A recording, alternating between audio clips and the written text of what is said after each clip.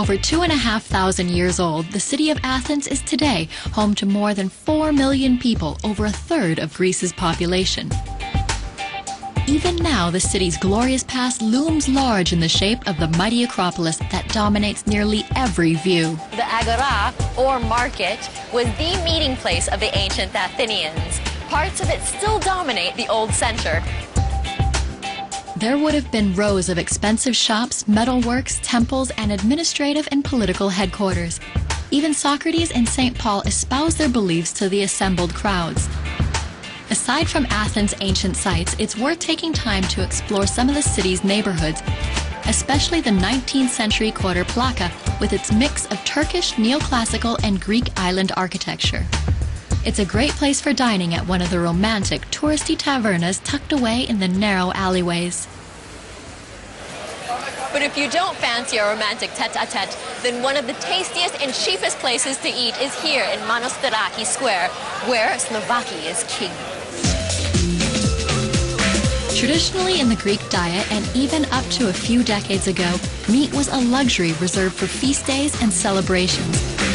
Greeks often only ate meat when dining out, so frequently it was all that appeared on the menu in the city's restaurants. Of course, that's all changed now, but souvlaki is still extremely popular. This looks very good, and I'm incredibly hungry. The meat is nicely spiced. You can see why the Mediterranean diet is perfect. You get a little bit of meat, some carbohydrate here, vegetables on top. And of course, it's accompanied by a Greek salad. Mediterranean perfection.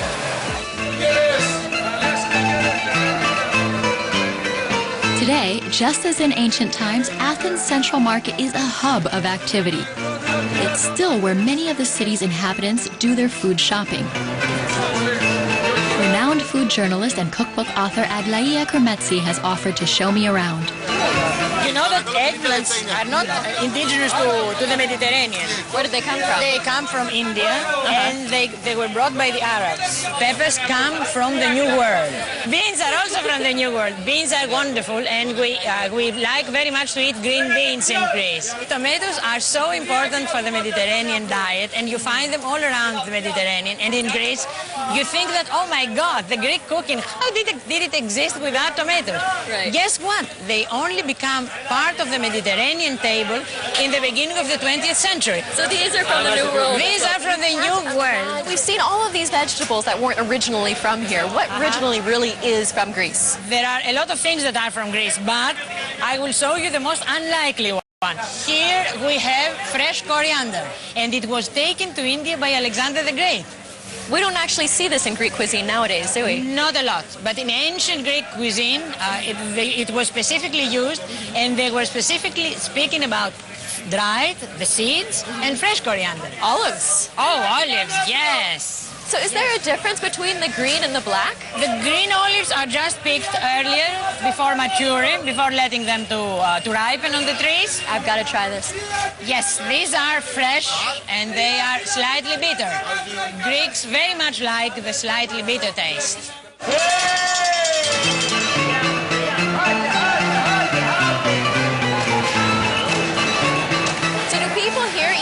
I see mostly vegetables on the menus. In the southern Greece, we eat much more vegetables and fish. But in the north, where the plains are larger for the animals to graze, we have more meat. People eat more meat and more spices also, because you know meat needs heavier cooking. Also, spices are more used. In the south, things are much simpler, kind of like we really use the ingredients, the fresh seasonal ingredients, and that's what keeps and gives the flavor to the dishes. So we've collected all the ingredients for a Greek dish, which is in fact not as traditional as you might think.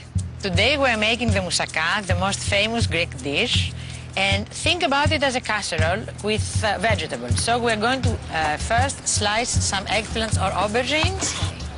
We need to salt it very liberally so that they won't absorb a lot of olive oil, and we leave them for at least a half hour.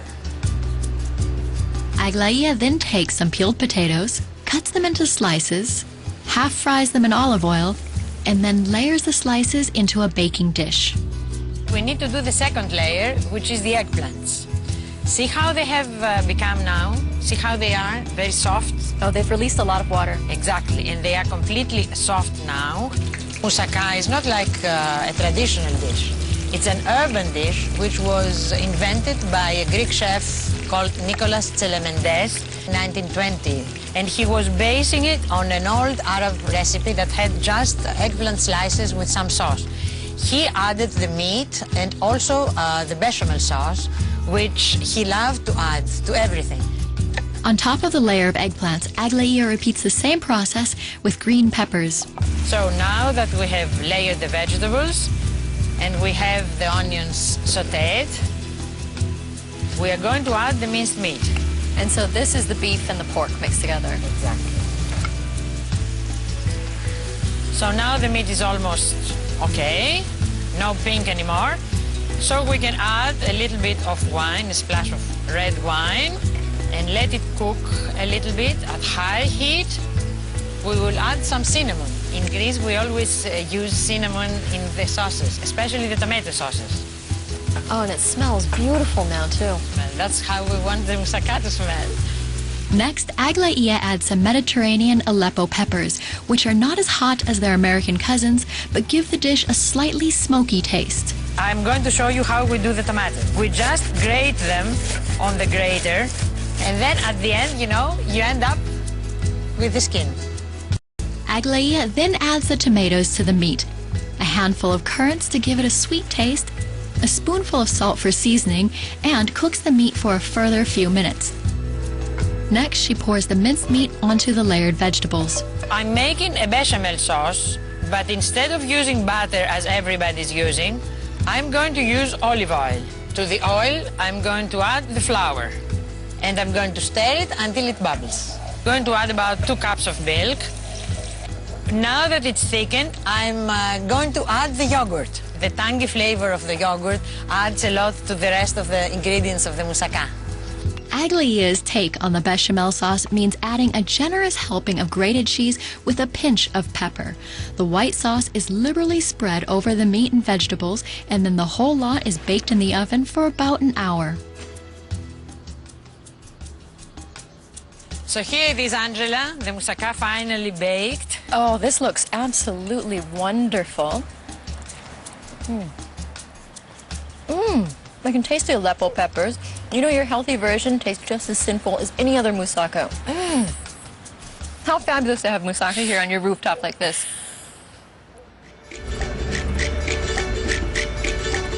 What probably gives moussaka its Greek credentials is the use of cheese in the white sauce. This is typical of Greek cooking. I was surprised to learn that today it's not the French, but the Greeks who eat more cheese than any other Europeans. Greece's most famous cheese is feta, made from around 30% goat's milk and 70% sheep's milk. During the making of feta, salt is spread over the cheese, which draws out moisture and gives feta its crumbly texture. And just like in winemaking, maturing in oak barrels allows the cheese to take on more complex flavors. Cheesemaker Hercules shows me that feta is not just a cheese to go with Greek salads. It's also a great cheese to cook with. How about fresh mussels steamed with ouzo topped with a generous helping of feta? Feta and mussels are so different, but they work perfectly together. I've never had mussels with feta on them at all. This is so good. It tastes very fresh and very clean. Now our chef will take feta, will wrap it up in phyllo, and fries it in olive oil until phyllo gets its golden color. We'll have honey and poppy seeds. Poppy seeds, Yes. and it looks like a little bit of sesame seeds. Honey sweet, feta salty, something completely different here in Greece. Cheese has been a staple of the Greek diet for thousands of years. Homer writes of the Cyclops making cheese from sheep's milk, and ancient Greek athletes trained on a diet largely. Each region and island has its own style of cooking that has developed with time, and it is this that visitors should look out for. Swapping the bustle of Athens and the mainland for a quieter pace, I'm headed for the island of Lesbos, which is only an hour by plane from Athens, and there are several flights a day. Lesbos is Greece's third largest island. It's the island's raw ingredients that are the key to the food tasting so great. From the sardines that are hauled out of the sea and enjoyed throughout the island to the unending terraces of olive trees that give Lesbos its distinctive landscape. Greece's many islands and their distinct cultures have had a huge influence on the cuisine. I've come to Lesbos, as many people say, it's the birthplace of the national drink, ouzo. In ancient times, Lesbos was renowned for its wine. It had the reputation of being the best and most expensive wine, not only in all of Greece, but throughout the ancient Mediterranean. Disaster struck the island in the 19th century when the vines were all but destroyed by the pest phylloxera.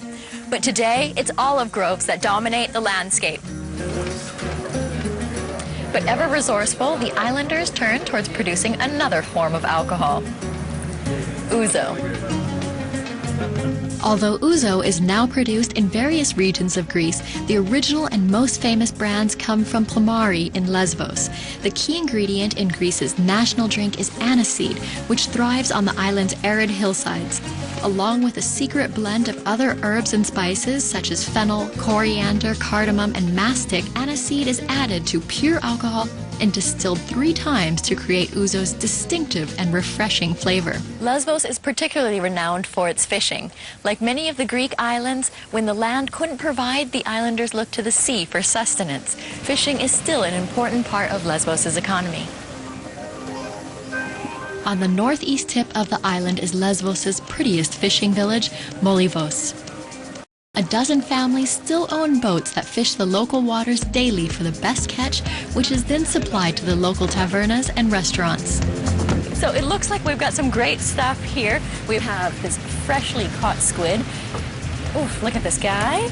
Also in here we have the gill-headed bream, some sea bream, the red mullet, and take a look at this. It's a baby barracuda.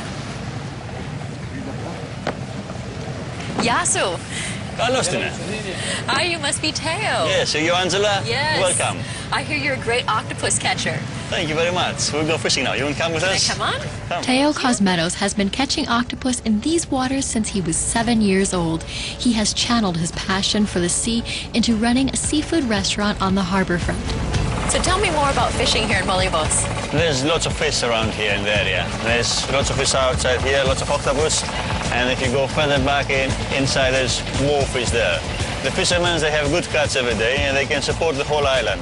Oh, really? So they just catch what they need. They don't overfish the area? No, never. How do you catch octopus? With my hands. I dive in and I catch them with my hands. I'm bigger than them and I'm faster than them. And I don't really care about it. Here you are. See you later. He's gone.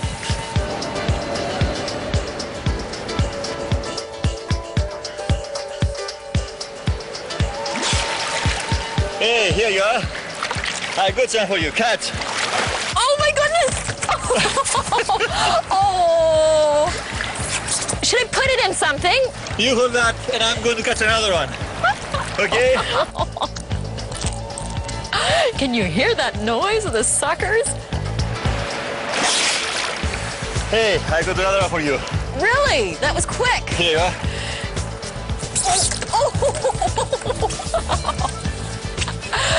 Oh my goodness. Oh, look at this guy. I can't believe he caught 2 so fast. Oh! So, Angela, there's one way to kill this thing. You have to bite it between the eyes here and break this little bone. You have to bite it? Exactly.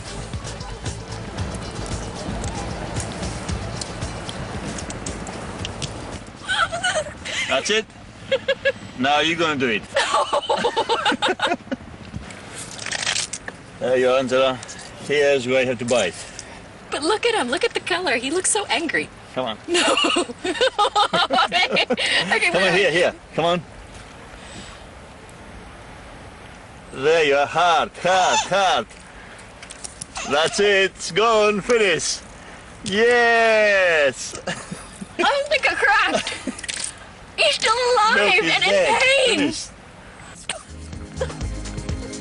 Angela, now I'm going to show you some of my favorite mezedes that we cook here and we drink quite a lot of ouzo. Okay. First, we start with the boiled octopus. Cut the head in slices. Okay. Yes, put in 4 pieces probably. Okay. And then The legs, and we're going to cook it with his own juice because the fresh octopus, the body has lots of juice inside, lots of moisture. So, now Angela, while this is cooking, I'm going to show you how to do the grilled octopus. That is dry from the morning, and we have to cut the legs. How long will that grill for? That's going to cook for about 15 minutes. But while this is cooking, let's have a look at the boiled octopus. Oh, that's so interesting. It's released a lot of liquid, and it's all purple. Meanwhile, the grilled octopus is ready to be tasted. Oops. Let's see what we did. It's ready. We put some lemon on. Here you are. You try it. So just like this, with just Yes, lemon? just lemon. It's amazing. It still has the saltiness from the sea in it, and just a little touch of lemon. Still fresh, still simple. Pouring some vinegar onto the boiled octopus, Teo adds a handful of green olives and cooks until the juices are reduced. Here you are. Thank you. Still a very nice, salty, bold octopus flavor. A little bit of the vinegar comes in for a tartness. Fabulous. Thank you. Finally, Teo makes the #1 mezedes on the island, sardelas pastelas. Lots of people, when they go shopping in the morning, they buy sardines. The fishermen put some salt on the bag, and by the time they finish the shopping and they go home, they are ready to eat. So they can have just a short cure. Yes. So we have to clean it, take off the head, take the skin off with a knife. It's very easy because the skin is dry from the salt. And then we add some lemon, and here you are. So you eat it just like this. Exactly. You're getting a very fresh Mediterranean taste. You know what it's missing, though? What? Ouzo. Of course, Sila, well. Hi, Dora. Hi, Angela. Welcome. Dora Parisi has one of the best preserved houses in the village. She's passionate about traditional Greek food and is the author of a best-selling cookbook on the island cuisine. Dora, what a charming home you have here. Yes, thank you. It's 200 years old, and it's in my family, from my family. Really? Yes. The tradition here is to offer our guests sweets. I heard that the tradition started because when a person comes to the door, it could be a saint, and so you want to treat everybody very saintly. Okay. Fabulous. Good. Come, I show you how we make the spoon sweets. The first thing Dora does is to remove the outer surface of some fresh oranges. So it's just a light grating on the outside. Like that, yes. Dora, tell me, what other types of fruits can you use? Lemon, grapefruits, or fruits with aroma. Now it's ready. We cut now. We take the skin. We clean in the skin. We roll it Okay. with a pick. Oh, I see. You stick the cocktail stick in it just to keep the shape. Into some boiling water, Dora places the rolled orange peels until they soften, drains the water, and then dries the peels with a paper towel. For the sweet syrup, Dora adds a bag of sugar into the water and boils it till it thickens. Then she adds the soft orange peels and leaves them overnight to soak up the sugar. The next day, she Taste, because my grandmother was a refugee. She came from the Minor Asia. And all these people brought with them the recipes and the spices and all this great cuisine of the Eastern, and they incorporated it to the Greek one. That looks good.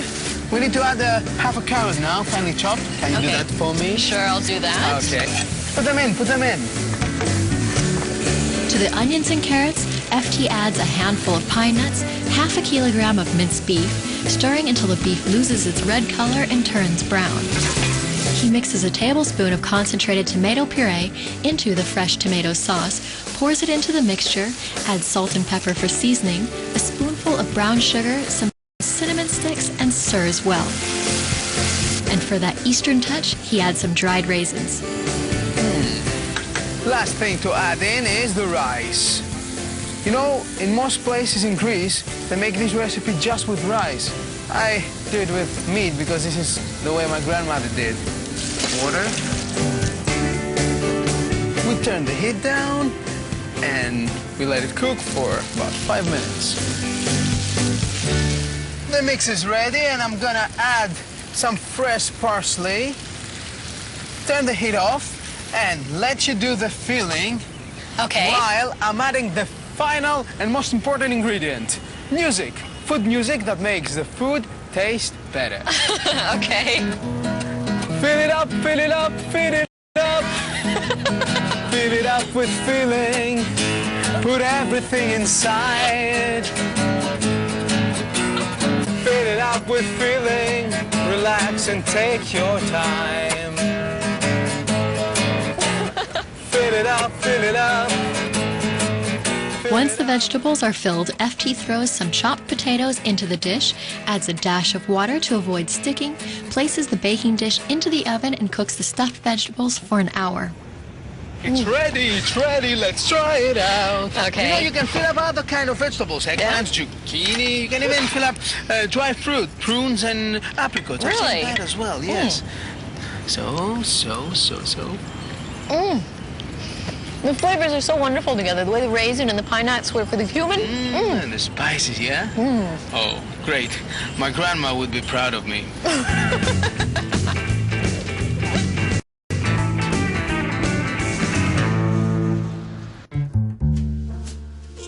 Since the city of Thessaloniki is at the forefront of the latest trends in fashion, culture, and cuisine, it's not surprising that a new, exciting wave of chefs here is taking traditional Greek cuisine to new heights. Documentary maker Xenia Anastasiadou has invited me along to her favorite restaurant, Mandragoras. It's at the cutting edge of fine dining, and at the helm is chef-owner Vasilis Tassiopoulos. Well, Angela, my philosophy in the restaurant is always to try and find the very best and fresh ingredients, to buy things from all over the Greece. The Mandragoras, the last year, 2006, the very best restaurant from modern Greek cuisine, North Greece, and the restaurant for the best wine list. Vasilis first serves us one of his signature dishes, 41-hour slow-cooked lamb. When developing this dish, he tested slow cooking the lamb at various time lengths before finally settling on 41 hours. It's a new take on a taverna classic. Looks fabulous. It's very soft. Thank you. Cheers. I can see already that it's very tender. What do you think? The flavors are fabulous. It must be a very young lamb, right? What makes it so tender is the slow cooking, you know, because that's Vasilis' philosophy. He may seem like a pure city boy, but he grew up with his grandmother in a small village where he learned, you know, from her that everything should be cooked really slowly. Food needs time. Yeah, and slow cook. Oh, this is my favorite dish. Let me serve that. This is fresh scallop with caper and Greek coffee. It may sound strange, but, you know, the menu is something like Vasilis' biography. He was in Santorini for 2 years, and he saw, you know, people there in the afternoon, they drink Greek coffee, and afterwards they chew on caper leaves. This is a dish combining the two. You like it? The creaminess of the risotto, perfectly complemented. The tang from the caperberry. It's like traveling in a Santorini afternoon. Yeah.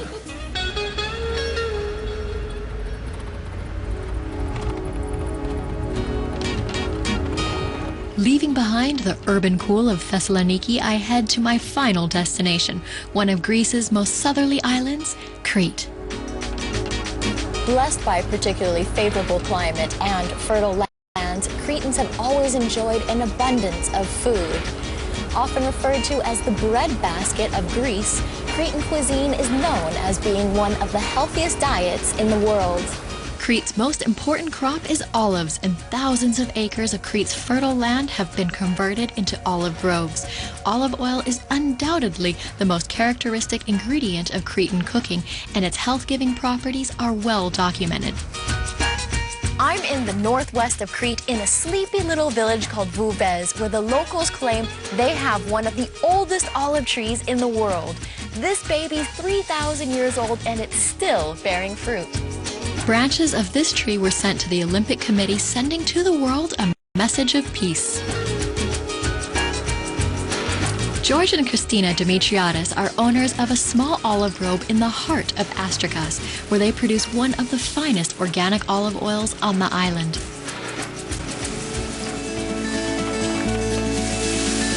Our olives are stone ground and cold pressed.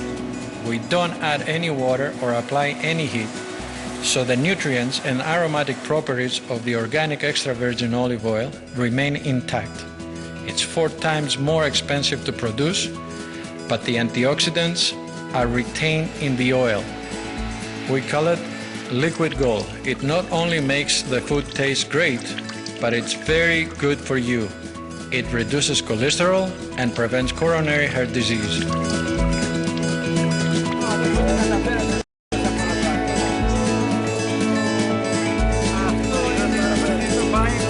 Harvesting was really hard work. Do you have a lunch like this every time? Well, Angela, you have to imagine that the pickers are out there from very, very early in the morning. And by the time they sit down to lunch, they're very hungry. It's hard work. And they need to sit down and have a good meal to get some strength and to continue for the rest of the day. It's very social. Very. It's actually in the center of our culture. We love food, and it has to be healthy, and it has to be prepared, so women do it, and we appreciate it. These wild greens seem very fresh and healthy. Cretan people is very poor, so through the ages we used to gather what we find of the land. Wild greens, snails, beans, grains. There was a study done on 7 nations, and they proved that Cretan diet was proven to be the best, and gave to the Cretans the longest longevity. People that used to live over 100 years of age.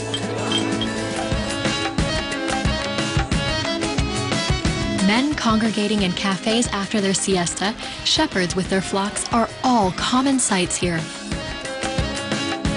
Locals have warned me that the weather's really unpredictable. You can have sunshine one minute and then storms and wind the next. They were right, I'm cold and I've still got to find a shepherd. Christos Boilakis has been shepherding on the Omelos Plateau all his life.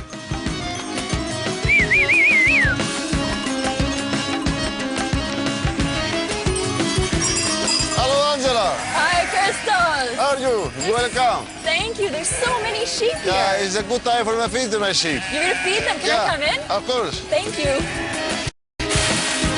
Christos and the other shepherds in this area rear lambs for their meat and also their milk, which is made into yogurt and cheese. How do the sheep know that it's feeding time? And my sheep is know me because all my life in sheep, so sheep is know me from the east, and every morning I come and I speak, hey, come, it's coming. Really? Yeah, every morning. And then how can you tell that they're all here? I know everyone, my sheep. I never forgetful someone. Have you ever lost one? No, he's never. He's How never. many are there? It's 300 sheep. 300. 300 sheep. Angela, you look at the milk. You see? Oh! Yeah. Like it. Oh! You try. Okay, just squeeze like that. Yeah. Where do I squeeze? Yeah, from there. Oh, that's so cute. You see? It's squeezed? Yeah. Am I doing this good, right? it's good. Is it? Oh, Yeah. working. Yeah. You see? Okay. Oh, this is such a beautiful spot to have lunch. Yeah, a beautiful place. A beautiful place. It's gorgeous here. I can see why you enjoy this kind of lifestyle. In the mountains. The mountains. The mountains are very beautiful. From the life, from the eat, from everything. The mountains. What do we have here? I have something you give me my mother every day, every morning, such as this pipe. Thank you. Welcome. This is something you eat all the time? Yeah, all the time. Because she have the meat and cheese. Every morning go up and down. And so I started to sell the meat because it's very strong. Traditionally made for shepherds as a takeaway food to be consumed in the fields, nowadays pies are amongst the most common daily fare in Greece. Once lunch was over, Christos set me a challenge to catch one of his sheep. All this chasing around is great fun, but these sheep are here for a reason. This is the sheep that's going to be for our dinner. And it's going to be fresh.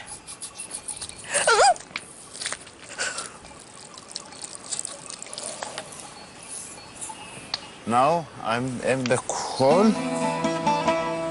Christos has an unusual way of skinning the sheep. He blows into a hole he creates in the leg, inflating the skin like a balloon, separating it from the muscle. You want to help me? Okay. It's blowing back at me. This technique not only makes it easier to skin the sheep, but also keeps the valuable hide intact. The lamb that Christos slaughtered this afternoon is simply cooked with olive oil, onions, tomato puree, and local wine. Christos and his shepherd friends are full of cheer, and after plenty of toasts, encourage me to try what they think is one of the lamb's tastiest bits. I have no idea why. They think that this is very interesting for me to eat it. This is the first time I've ever had brain in my life.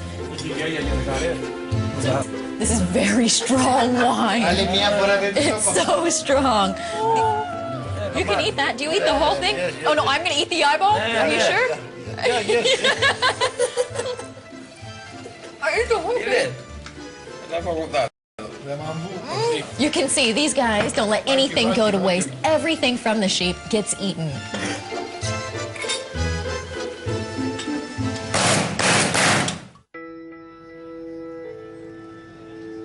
I'm finishing my culinary tour an hour and a half north of the Omelos Plateau in the charming city of Hania. Today, it's a magnet for tourists, but its patchwork of architectural styles bears witness to its checkered past, which also had a hand in shaping Cretan cuisine. Many of these buildings date back to the time of the Venetian occupation between the 13th and 17th centuries. The Venetians made good use of the island's own wealth of products, and as well as olive oil, exported Cretan honey and cheese. The Venetians in turn were defeated by the Ottomans in 1645. These Turks ruled with an iron fist, forcing the Cretans into poverty. The islanders survived on a diet of wild greens, olive oil, snails, rusks, and fruit. Undoubtedly harsh, the Turks unwittingly forced the Cretans to adopt an extremely healthy diet that then became part of their everyday lives.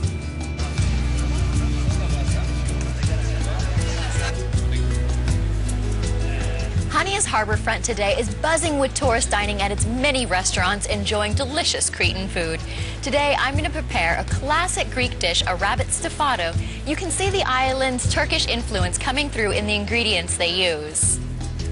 So the first thing we're going to do is we're going to chop up a whole rabbit. Of course, if you want to get your rabbit cut up from the butcher beforehand, you always can do that. We're just going to brown the rabbit on all sides first, and then we'll take it out and drain it a little bit.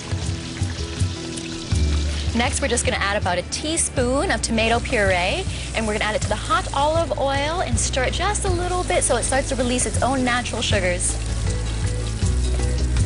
Okay, to the hot oil and the caramelized tomato paste, we're going to add these tiny onions. If you don't have onions this small, then you can always use shallots. Next, we'll put in 3 cloves of sliced garlic. The rabbit goes back into the pot, and we'll add about 500 grams of diced tomatoes. It's starting to look really nice. Now I add cloves, bay leaves, as well as cinnamon, and also some salt and pepper, which reflect the many cultural influences on Greek cuisine. After the pepper, we'll just give it a quick stir. It's starting to smell wonderful. Now finally, we're going to add about just under half of a bottle of red wine.